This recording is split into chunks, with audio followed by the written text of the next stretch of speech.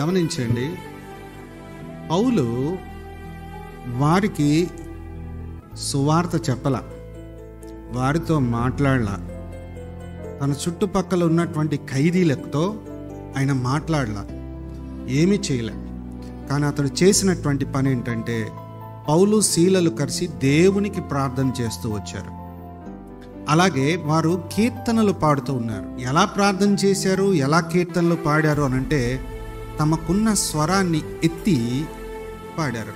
అదంతా కూడా ఖైదీలు వింటూ వచ్చారు. విండగా భూకంపం వచ్చిందో, ఈ యొక్క చెరసాల పునాదులు అదిరాయో, తలుపులు తెరుచుకున్నాయో, వాళ్ళ చేతికి ఉన్నటువంటి ఆ యొక్క సంకెళ్ళన్నీ తెగిపోయాయో, వారు గుర్తించినటువంటి విషయం ఏంటంటే, ఈ పౌలు శీలలు ప్రార్థించిన దేవునిలో శక్తి ఉంది. పాటలు పాడుతూ ఉన్నారేమో, ఈ పాటల్లో ఉన్నటువంటి మాటలు వారి హృదయాలకు తాకాయి, వారి చెవుల్లోకి వెళ్ళాయి, హృదయంలోకి వెళ్ళాయి. హృదయంలో విశ్వాసం పుట్టింది. దేవుని గురించినటువంటి విషయాలు వారు తెలుసుకుని దేవుని యందు విశ్వాసముతో వాళ్ళు ఉండిపోయారు.